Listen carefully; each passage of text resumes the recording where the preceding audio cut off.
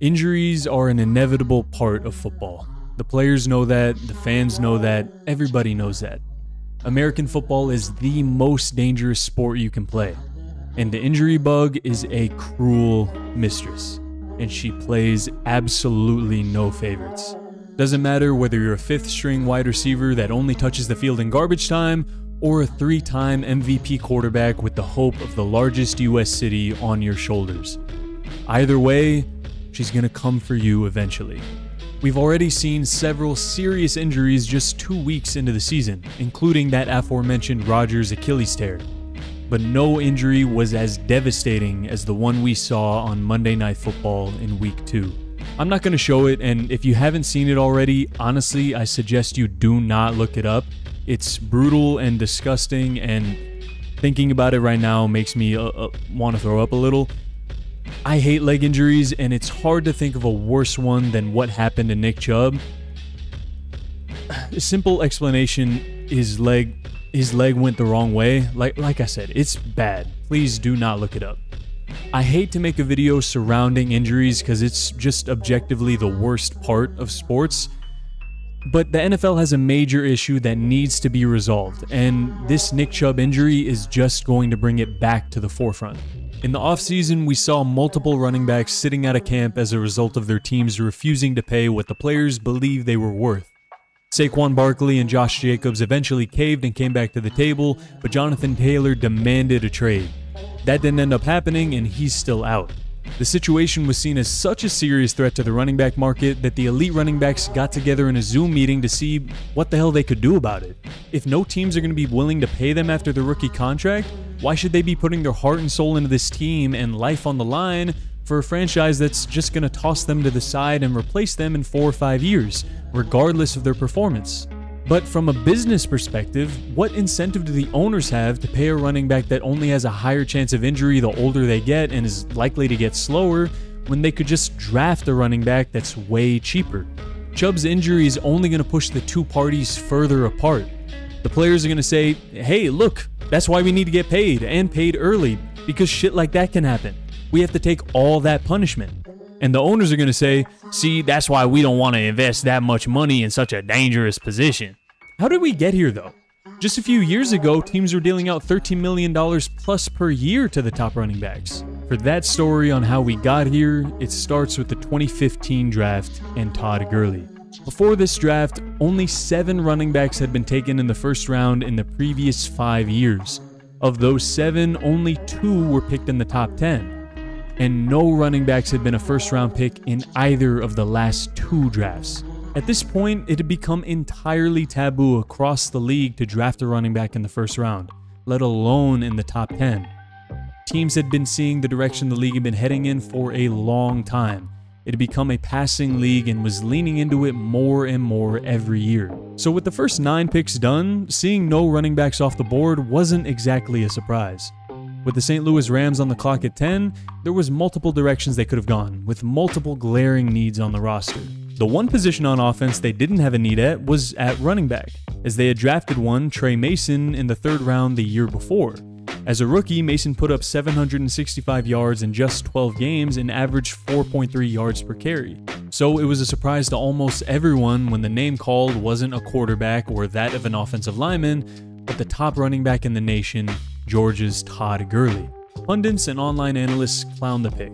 Not because Gurley wasn't talented, he got comped to Jim Brown, but because he had some serious injury concerns and because the philosophy of the league now was to never touch a running back in the first. But Todd Gurley immediately came in and established himself as the Rams' best offensive player, lit up defenses for almost 1,300 yards and 10 touchdowns in 13 games, and won Rookie of the Year. That rookie performance might not have changed everyone's mind about first-round running backs, but it changed at least one. After seeing what Gurley did for the Rams, the Cowboys felt confident enough to spend the 4th overall pick on Ezekiel Elliott. Zeke had a monster rookie year, leading the Cowboys to a 12-4 record, which should have been rewarded with Rookie of the Year, but they gave it to Dak instead.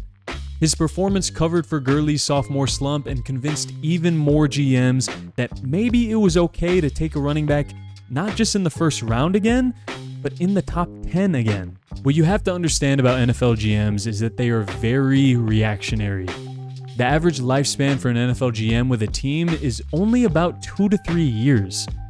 So most don't have time to experiment or do something risky. They just have to copy whatever's working for the other teams around the league so that they can hold on to their job a little longer. Gurley and Zeke, working out so well for the Rams and the Cowboys, told the other GMs, hey, I got to do that too. So 2017, the Jaguars take Leonard Fournette 4th overall, Panthers take Christian McCaffrey 8th overall.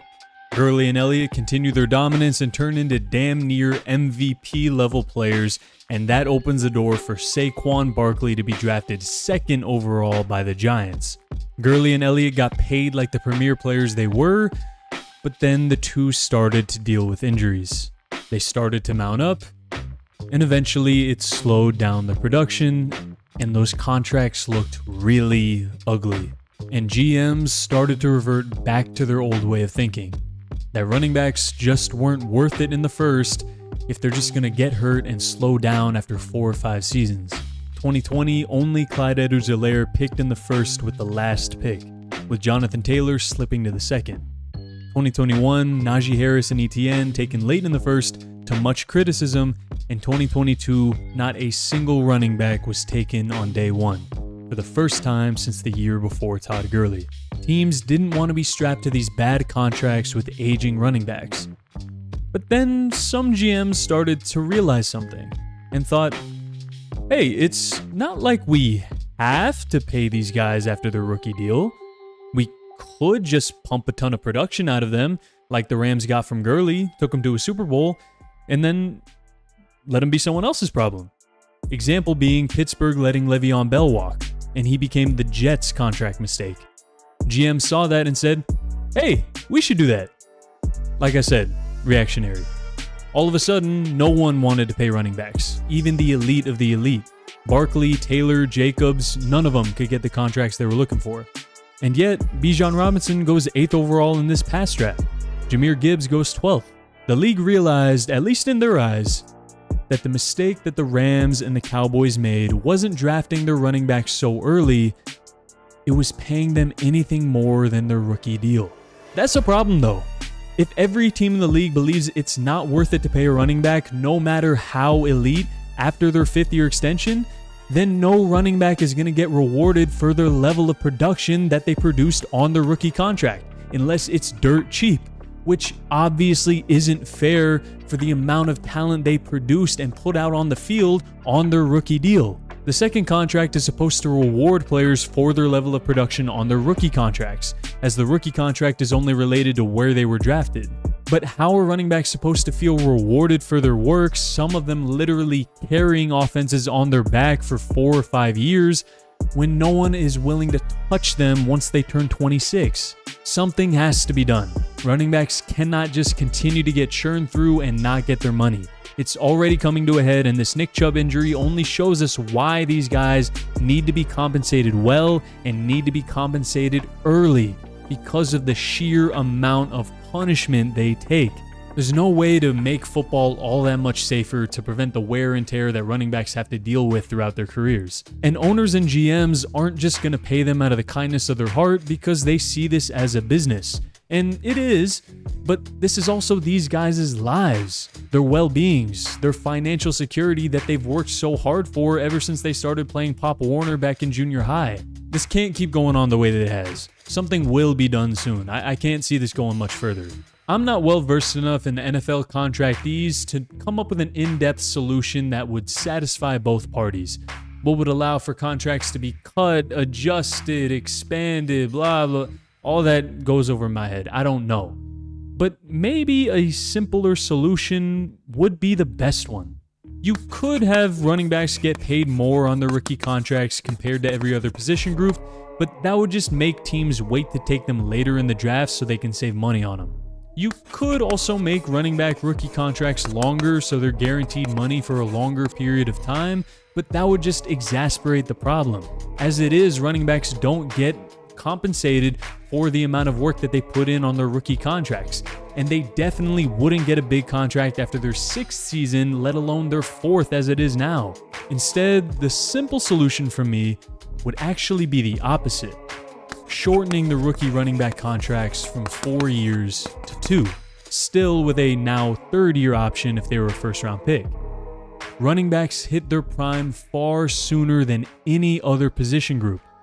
Why shouldn't they get paid at a time that reflects that?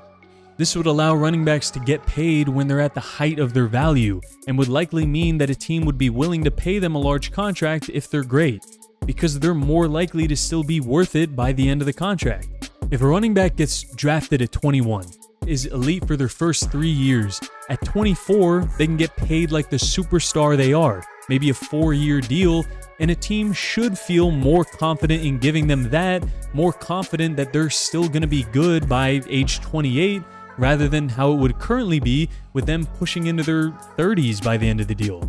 The concern might be that teams won't value running backs as much because they would have less years of control, leading them to drop in drafts. But I can slightly solve that with an NBA-like contract system that will be exclusive for running backs. Like restricted free agency in the NBA, where the team can match any offer from another team, the NFL team that drafted the back would have the chance to match any offer he gets in free agency. So there would be even more control for the teams if they really wanted to keep him, and it would push teams into a bidding war, potentially driving up the earnings of the running backs. And before you say it, teams can't just avoid all this by drafting them at a different position. If a player played any more than 50% of their offensive snaps at running back in their final season of college, they would automatically be locked into designation as a running back in the draft. The only concern from running backs could be that there's far less security in a 2-year deal than there is in a 4-year deal, if a player were to get hurt or just not work out. But I have a solution. Their contracts could be a higher annual salary on the rookie contract than what it would be on the 4-year deal, possibly a 50% increase. And you do have to give something to get something. Overall though, this sounds great for the running backs, but why would the owners do this? Well, yeah, the running backs are putting a lot of pressure on them because they're upset, but there has to be upside for the owners.